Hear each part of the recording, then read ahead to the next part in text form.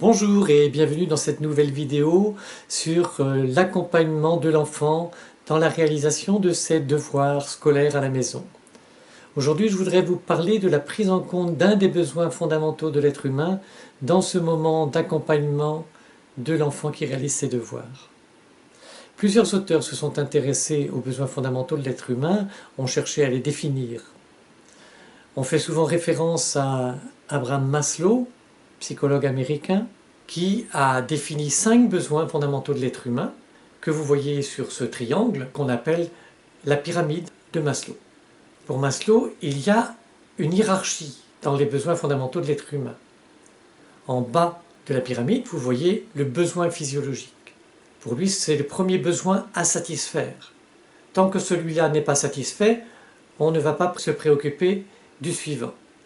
Le besoin de sécurité, qui vient ensuite, devra être satisfait avant qu'on s'occupe du troisième, et ainsi de suite jusqu'au haut de la pyramide. Cette vision hiérarchique des besoins fondamentaux de l'être humain a été contestée, et d'autres auteurs ont défini des besoins fondamentaux de l'être humain sans les hiérarchiser. C'est le cas de William Glasser, psychiatre américain, pour qui les besoins fondamentaux sont le besoin de survie, le besoin de liberté, le besoin d'amour, d'appartenance, le besoin de pouvoir et le besoin de plaisir.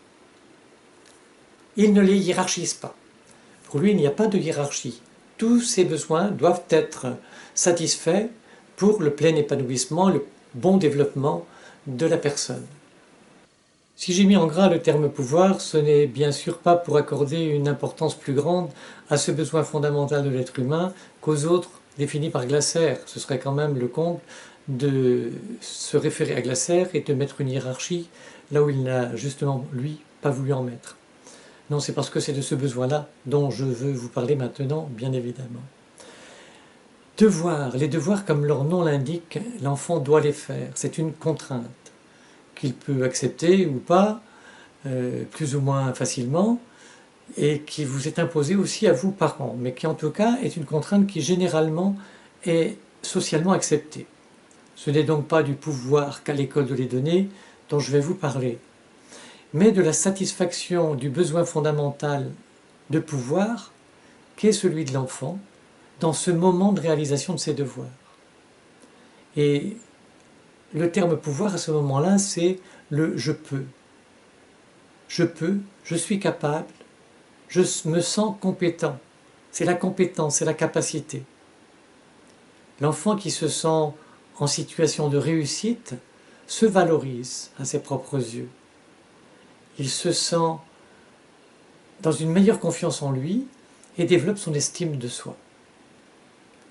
Les apprentissages, tout moment des apprentissages, et on peut considérer que les devoirs à la maison font partie du processus d'apprentissage, doivent être un moment où l'enfant se sent capable d'apprendre, d'acquérir de nouvelles connaissances, de nouveaux savoirs, de nouveaux savoir-faire. Et pour cela, je vous ai parlé la dernière fois de deux choses. D'abord, la zone proximale de développement, et là je corrige une omission de ma part dans ma précédente vidéo, c'est un concept que l'on doit au psychologue et pédagogue soviétique Vygotsky. Donc la zone proximale de développement, il est important que l'enfant ait à faire dans ses devoirs soit des choses qui sont en deçà de sa zone proximale de développement, ce qu'il peut réaliser tout seul, et donc là il se sent forcément en capacité de réussir, soit dans la zone même proximale de développement, où en étant accompagné, il peut aussi réussir. Son besoin de pouvoir va donc là se trouver aussi satisfait.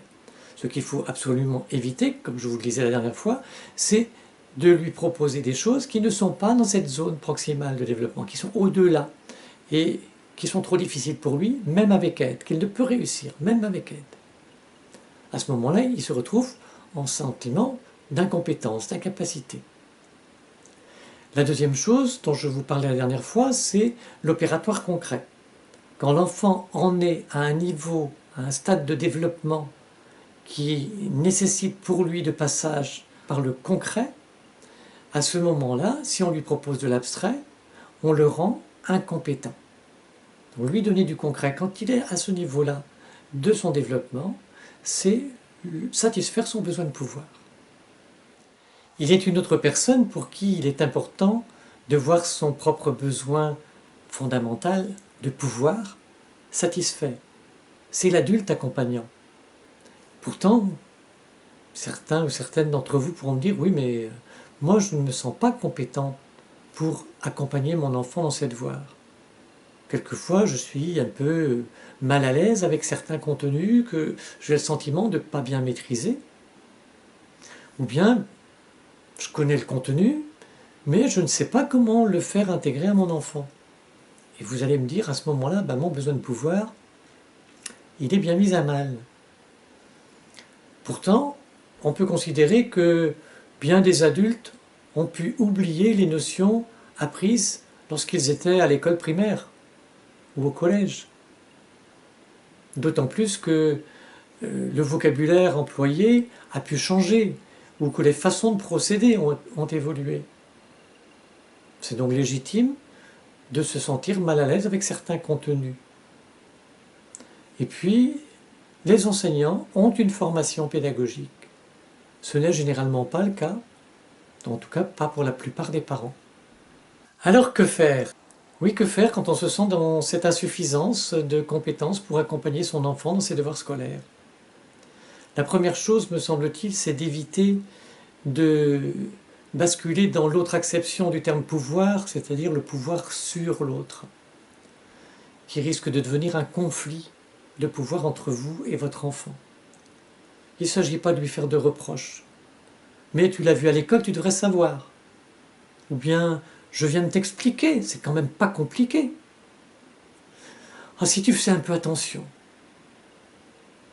Mais l'enfant qui ne fait pas attention, il ne le fait pas exprès non plus. C'est un sujet sur lequel on pourrait revenir. Et que s'il ne réussit pas, il ne le fait pas exprès. Donc les reproches ne servent à rien. On n'apprend pas dans une relation de pouvoir, dans une relation conflictuelle. L'enfant qui se sent mis en accusation ou même simplement mis en difficulté peut chercher à récupérer son pouvoir. Et vous entendrez les classiques non, non, à l'école on ne fait pas comme ça. Ou bien oui, mais non, non, la maîtresse, elle a dit que. L'enfant cherche ainsi à récupérer son pouvoir, quitte à rentrer en conflit avec vous. Alors que faire? La deuxième chose, me semble-t-il, c'est qu'on peut reconnaître auprès de son enfant qu'à ce moment-là, pour ce devoir-là, on ne sait pas comment l'aider. Mais là, vous allez me dire, mais oui, mais là, mon image de moi, pour moi-même, et peut-être à ses propres yeux, en tout cas je peux craindre ça, quelle va-t-elle être? Je me sens justement avec mon pouvoir mis à mal. Oui, d'une certaine manière. Mais d'une autre manière, si vous reconnaissez auprès de votre enfant que vous ne savez pas, vous lui signifiez clairement que l'on ne sait pas tout, que personne ne sait tout. Et vous lui montrez en même temps que ce n'est pas parce que vous ne savez pas que cela vous détruit. Ça peut le rassurer, même, lui, par rapport au moment où il ne sait pas. Et puis ça lui montre qu'on ne confond pas le pouvoir et la toute-puissance. Alors que faire si on ne sait pas? Au niveau des contenus, on peut chercher ensemble, chercher avec l'enfant. Et là, on fait un autre apprentissage. Comment on peut trouver les informations dont on a besoin? Où est-ce qu'on va aller chercher? Et là, vous retrouvez votre pouvoir d'accompagnant, bienveillant. La deuxième chose, c'est aussi de dire, mais écoute, moi, ça ne fait pas partie de mon métier, je ne sais pas bien comment faire pour t'accompagner, et à ce moment-là, peut-être de faire appel à quelqu'un d'autre. Si ce n'est pas un parent, ça peut être l'autre, ça peut être un grand frère, ça peut être quelqu'un à qui on demande cette aide.